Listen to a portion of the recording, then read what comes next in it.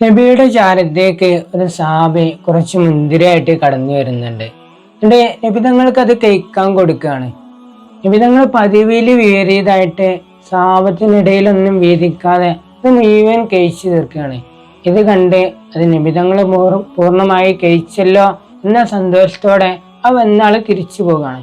ഇത് കഴിഞ്ഞപ്പോ സഹാബത്ത് ചോദിക്കുന്നുണ്ട്, നബിയെ അങ്ങെന്തേ ഇന്ന് ഞങ്ങൾക്കിടയിലൊന്നും വീതിക്കാതെ അത് പൂർണ്ണമായി കഴിച്ചതെന്ന്?